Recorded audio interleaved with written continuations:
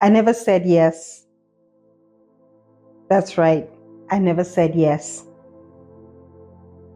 So today I am talking about a topic which is tough again, and I'm talking about sexual assault and how you can use health and fitness to recover, to be a survivor, to empower yourself to reconnect with your body and be in a good, vibrant journey of healing. So I went through sexual assault myself. And, I'm encouraged to share because, I'd always thought about this when I recorded the fibroids and endometriosis video, and that's what spurred me on to record those videos. But I've really grasped the fact that, hey, I've been through some hard things, right? And I really feel that I went through those hard things so that I could then turn them into purpose for you.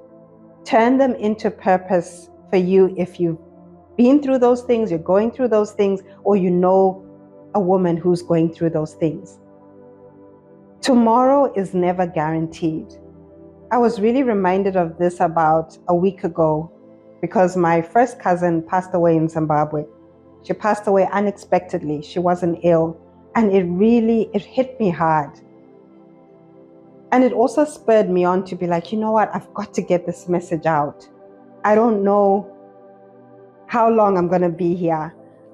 Tomorrow is never guaranteed. And it's grace every day to wake up. So I just feel an urgency.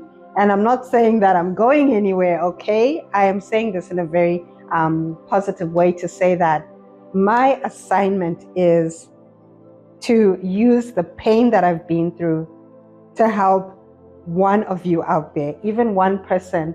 If I'm able to reach you with what I'm sharing today, whether it's through my personal story or the tools, then, it's been a great day. It's been a great video. So why it's important to talk about sexual assault is not only because of my personal conviction through my story and wanting to empower any woman out there, but it's also because sexual assault is a huge health risk for women. It affects women negatively, mentally, emotionally, spiritually, physically, including sexually, and in terms of our reproductive health. It also increases the risk of certain conditions like HIV. I think that it's also really interesting that there's a lot of research that suggests that women who've been abused as girls tend to have fibroids later on in life. Now, I'm not saying that's the case for every woman, but there's a lot of research that suggests that link.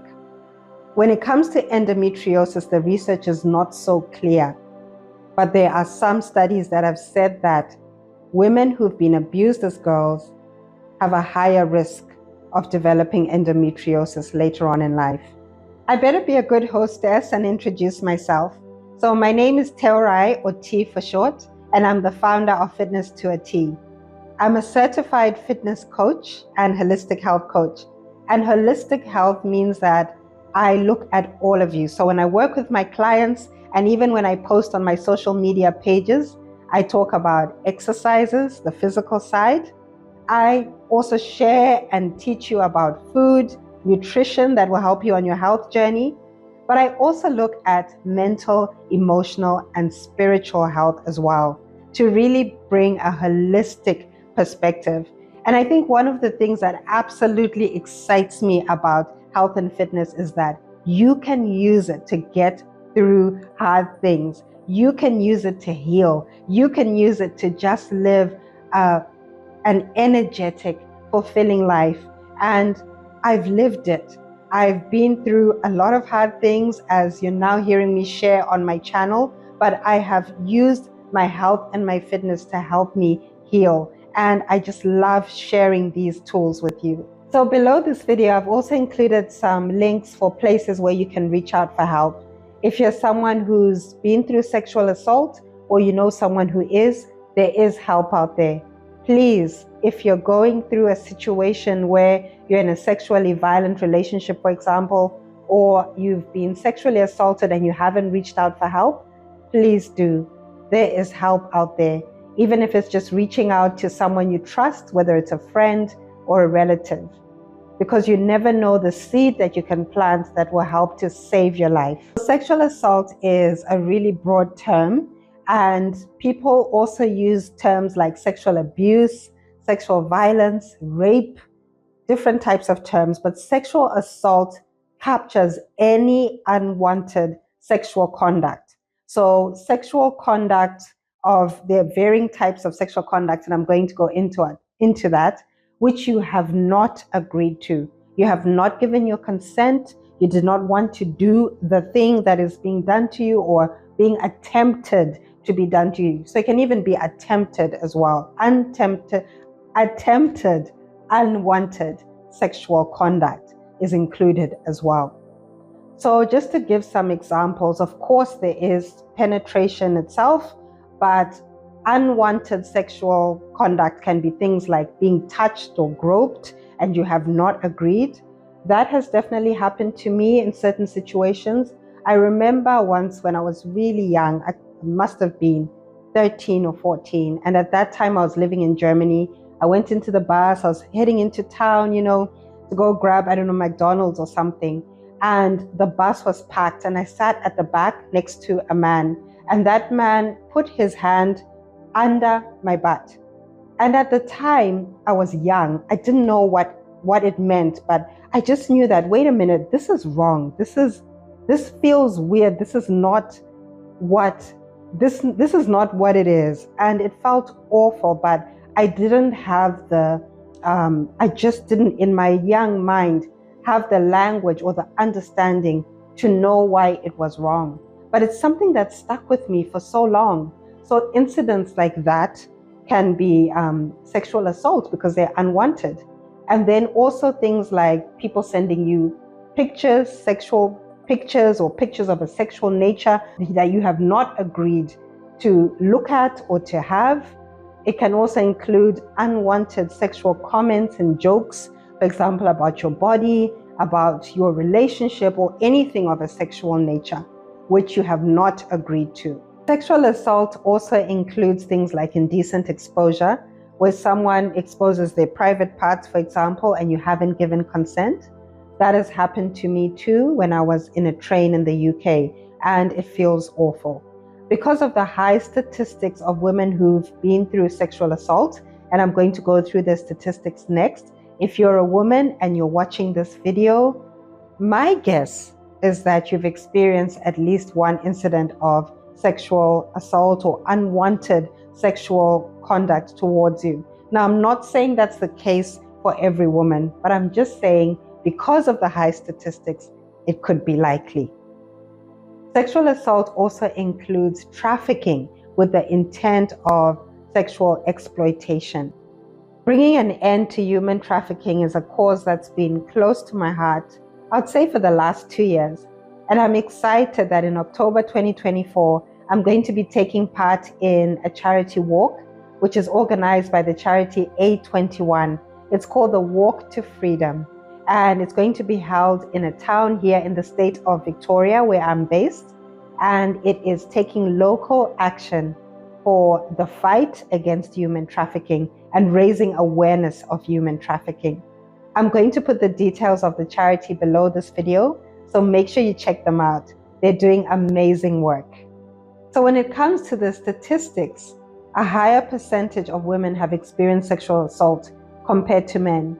We can never discount the fact that men also go through sexual assault.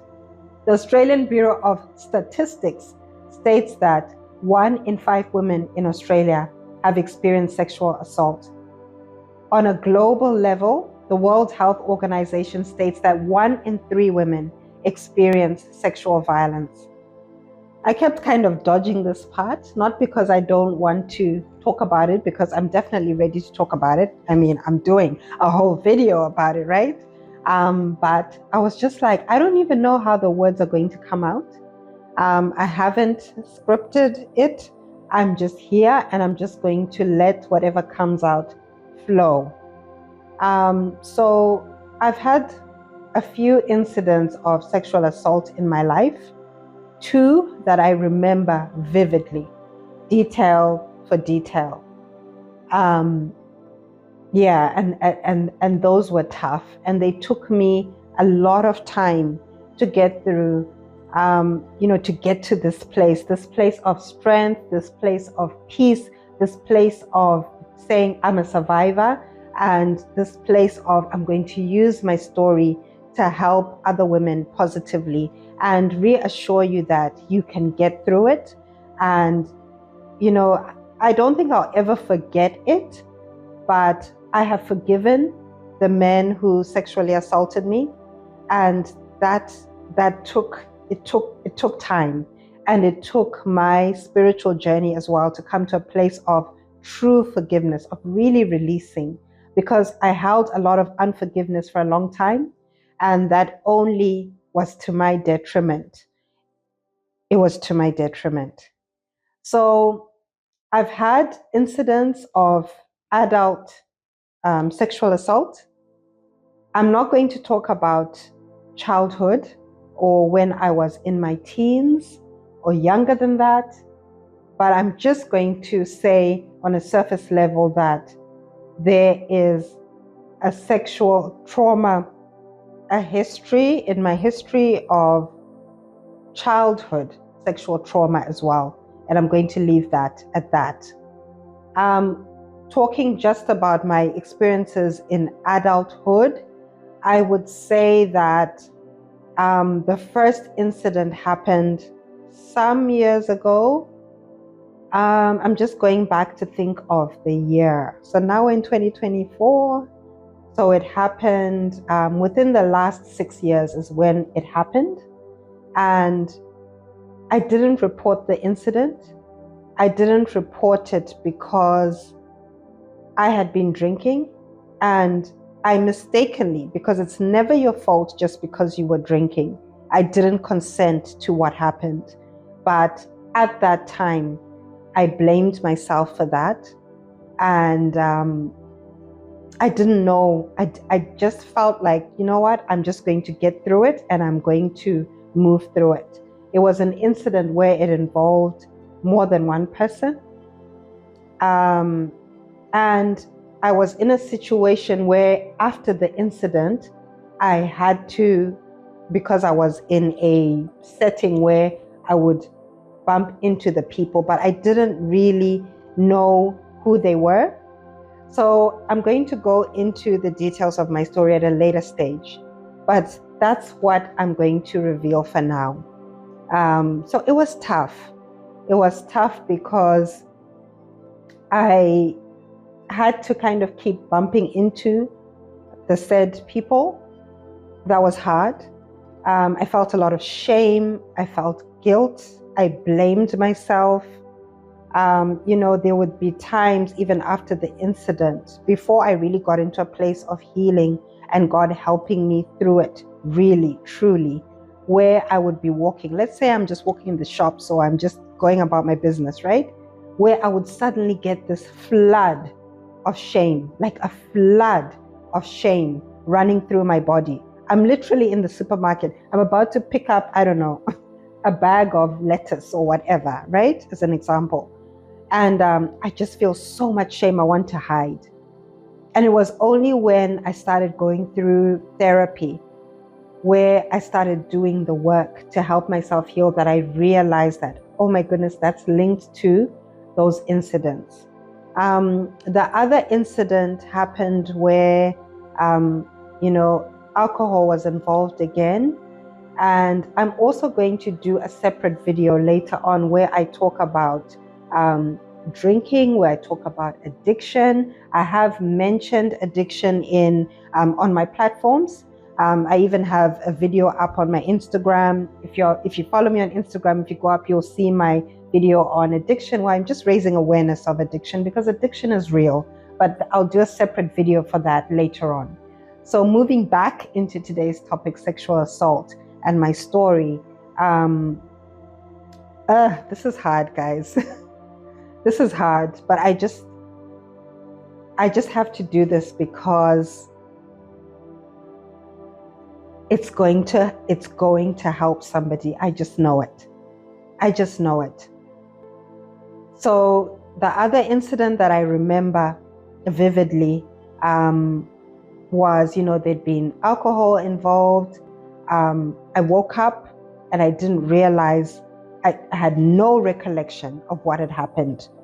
All I knew was that I was somewhere where I didn't agree to be, where I didn't want to be, and where things were happening. And I was like, oh my goodness, what's going on? I had to beg this person to take me home. I literally had to beg. I had no idea who this person was. I could have been killed. Anything could have happened to me in that situation.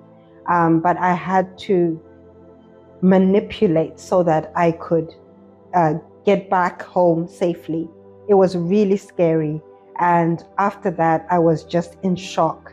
I was in shock of what could have happened. I was in shock of what happened. There was things that happened even after, I asked to be taken home, and it was hard. And one of the ways that I reacted after those incidents was I disconnected. So maybe some of you have heard of disassociation, where it's like, if I can explain what it is, it's like in the way that I view it. I'm not talking on behalf of anyone else but myself. It's like I left my body, and it's like I'm just looking above, because it's so traumatizing that I cannot stay in my body. I just have to almost just mentally zone out. And that is what I did. And I had periods of times in my life where that's what I would do when I went through traumatic things. I remember when I lost my mother, I disconnected. I just disconnected from people and disconnected from the situation because I couldn't face the reality of how hard it was. And that's what I did with the sexual assault that I went through. Do I regret not reporting the incidents? Yes, I do. At the same time, it is what it is. And, it's past now. So I can't bring it up again because I choose not to in terms of going to report it. But yeah, I guess that's my story. And now I'm just going to take a little bit of a breather, and I'm going to come back to, well, how did I get to healing, and what are the tools that I used? I'm so greatly encouraged, and I'm in this place today because of my faith journey, because of my relationship with God. I really put that first and foremost in terms of helping me to heal, in terms of helping me to get to a place of being able to share with you right now, and to testify and to use it for good. I'm really encouraged all the time when I'm sharing my hard stories. And then, obviously I always use fitness, which is a desire that is a passion within me. I always use fitness to then bring the positive part of how you can heal. But I'm really encouraged by the Bible, like stories like Joseph's story. So Joseph, I'm going to give a super quick summary of Joseph's story, but Joseph went through some hard things, y'all. Okay, he was sold by his brothers, his very own brothers, into slavery. He ended up in prison for many years. He was meant to get out of prison. He helped someone who was in prison with him. That person left prison, and Joseph thought that that person would remember him, but he forgot about him. So he came out of prison years later, and then he ended up reuniting with his brothers. He forgave his brothers, loved them, forgave them. And the brothers thought that Joseph would be so mad at them and would never forgive them. And so that story always reminds me of the power of forgiveness.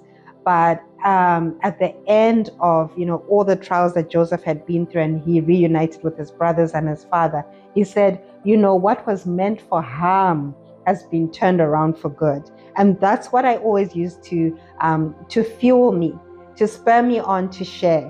Whatever, these horrible things, I'm sharing some heavy stuff today, but I want you guys to focus on the fact that it's being turned around for good. And even if you haven't been through sexual trauma, these tools are good anyway. You can use them and thrive in your health journey. In the kitchen, one of my favorite places. And today I'm excited to share this recipe with you that you can easily make too.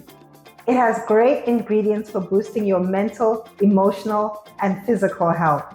So not only are you helping your emotions and your mental health, but you are also smashing those body goals, girl. So it is really important to eat well as you recover after sexual assault, because that will help to balance everything else that you are doing and form a good foundation. Remember that nutrition is at least 75% of any health goal, and that includes recovery from traumatic events as well. So with these ingredients, as I make the recipe, I'm going to be talking about why they are good, so you actually understand what you're taking in and what it's doing for your body, your mind, and your emotions. You know, when you get invited to a party or some other gathering and they ask you to bring a dish, this is one of the dishes that I tend to make, and it's always a hit. I also love this dish because it's so versatile. So you can add any type of meat if you want to. So for example, salmon or white fish. You can also have it with chicken. You can add any other ingredients that you feel like as you go along. Healthy ones, of course. So it's one of those dishes that you can play around with and really make your own and cater to your taste buds. Okay, let's do this. So I'm going to show you how to make a delicious wild rice strawberry salad. Starting off with some mixed greens, and these are good for fiber, which is great for digestion, weight loss. These are great for your skin, so that skin glow up. They also help to lower the stress hormone cortisol, so really good for your mental and emotional health. Then we're going to put in some yummy cherry tomatoes. And the good thing about these is that we're going to combine it with red onions, and they are both good for keeping your heart healthy. Cherry tomatoes, for example, have lycopene, which is an antioxidant. Antioxidants are really good for protecting the body from all sorts of disease. Now we're cutting up the strawberries, which are going to add that pizzazz to the recipe taste. They are also antioxidant rich and good for the heart, low in calories, and help to stabilize blood sugars. Then to add more to the flavor, I'm going to put in some low-fat feta cheese. You don't need to put too much. This is optional, and if you want to, you can always find some dairy-free feta.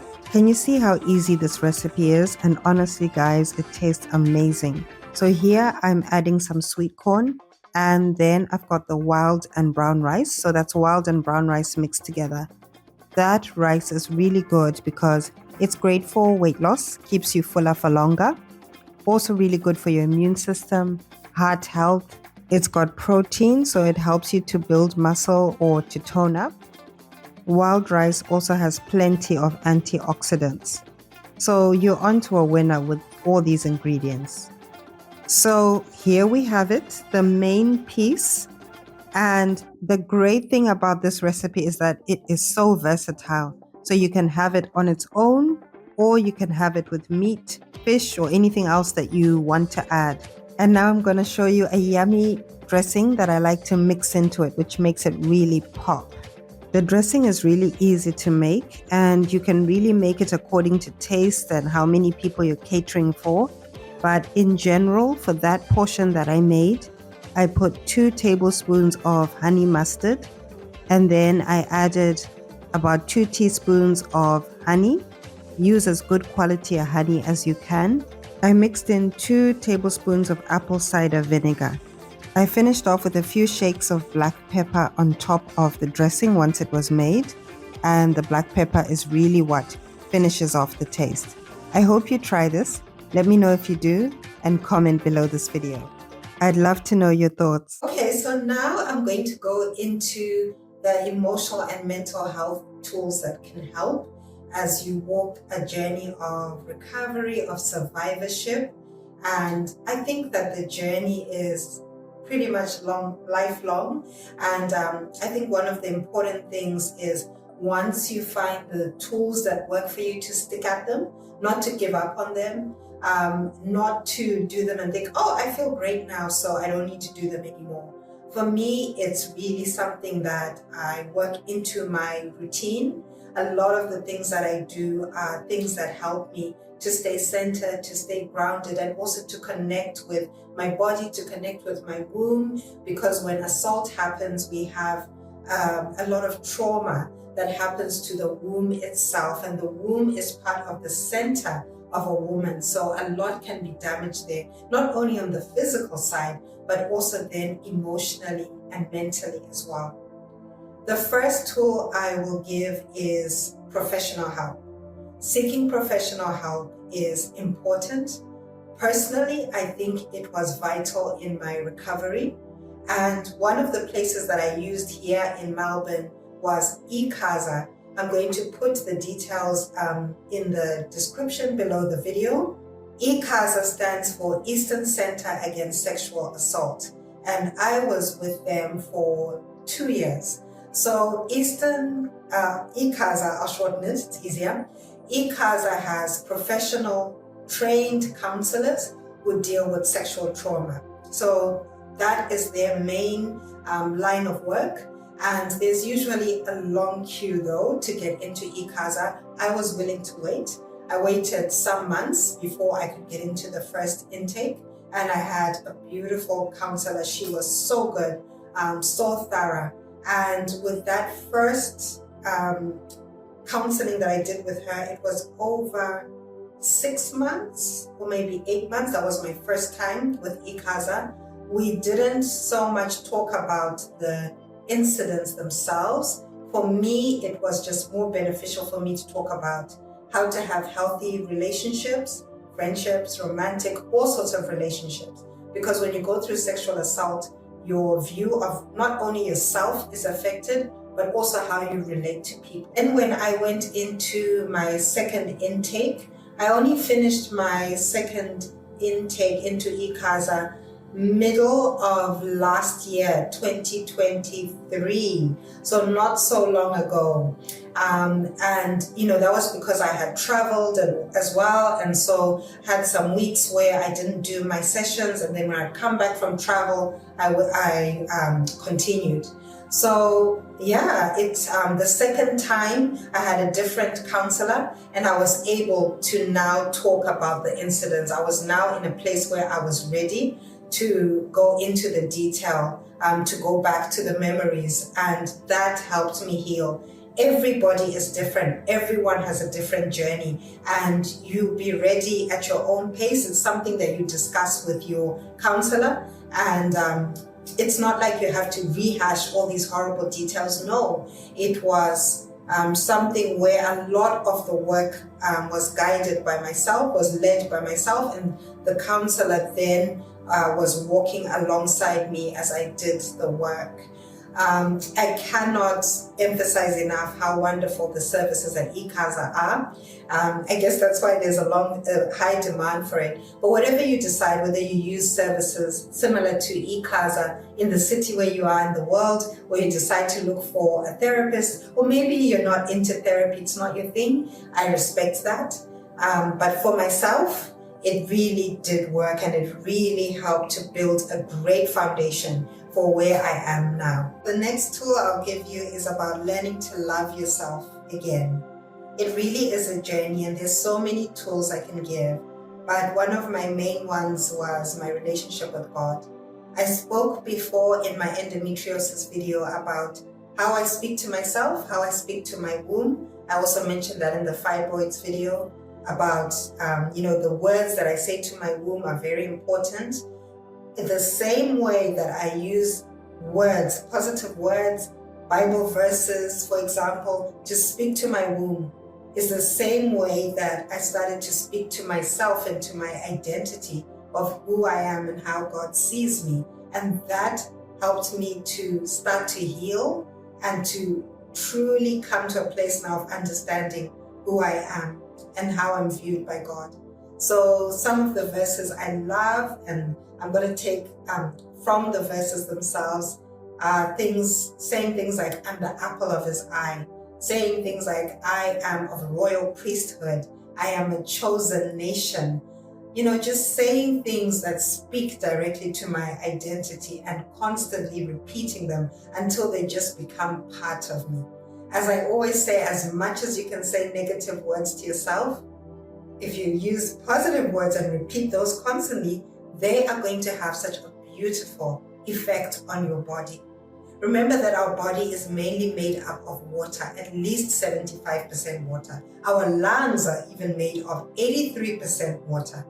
And there's an experiment that was done in the 90s by Dr. Emoto, where positive words were spoken to water consistently over time, and then negative words were also spoken to water consistently over the same period of time.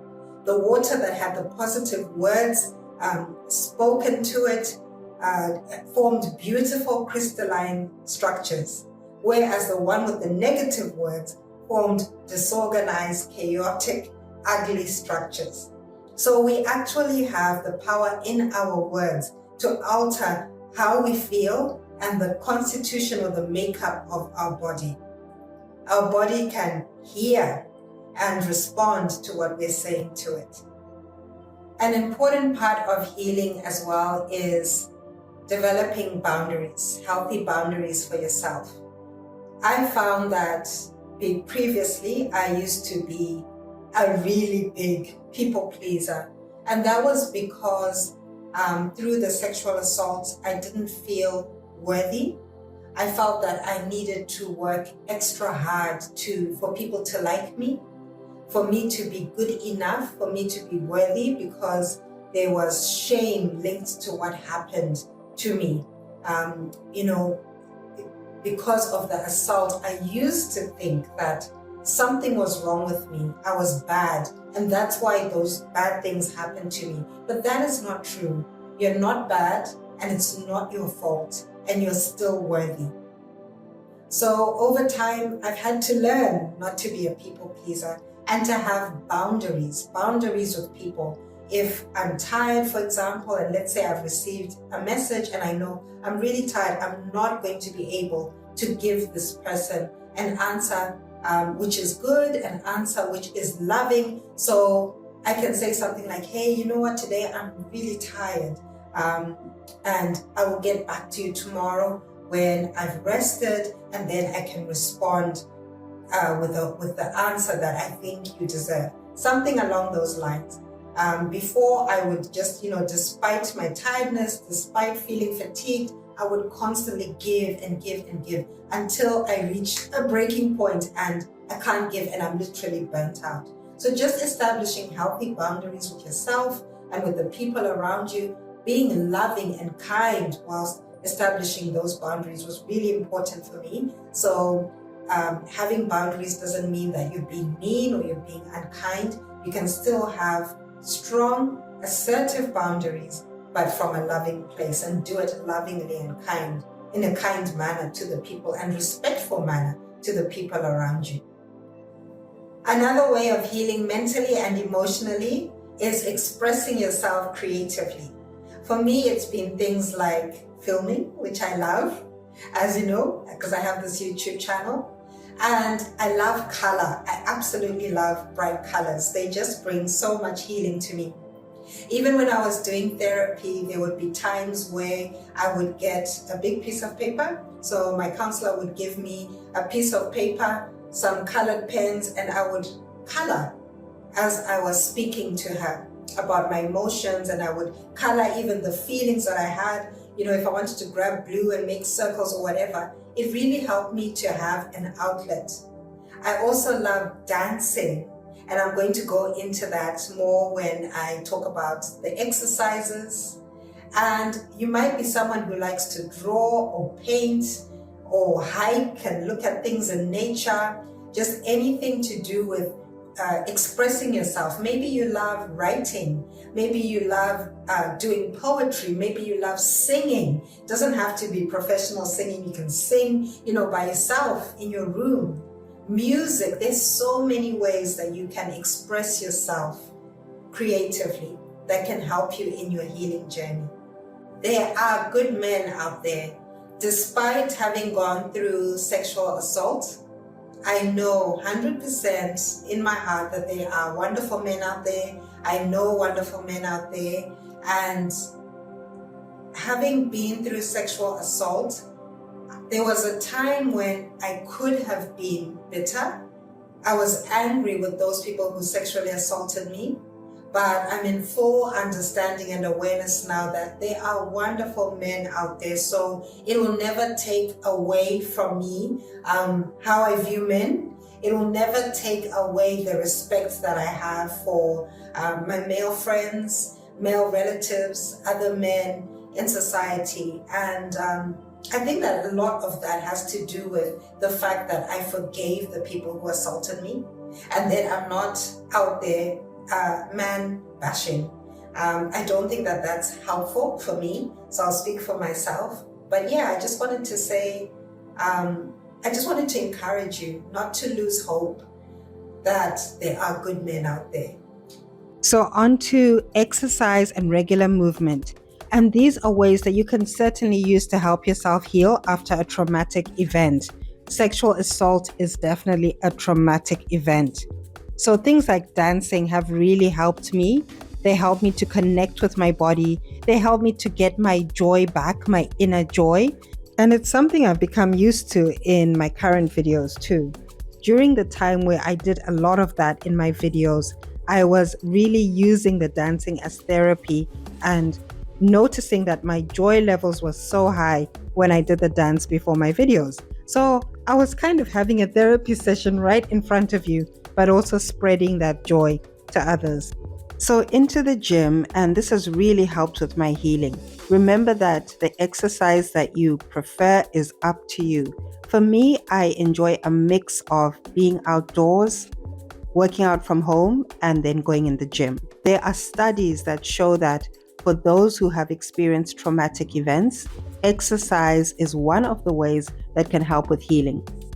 After sexual assault, there are effects like anxiety, depression, really poor sleep, lack of sleep, and doing exercise regularly helps to reduce the symptoms that come from a traumatic event.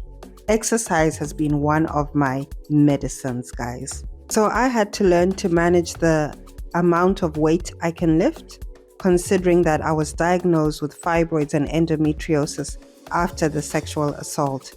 So if you're a lady who has any of these conditions or other conditions which affect the womb, remember that you can learn to understand what works for you in terms of the amount of weight you can lift.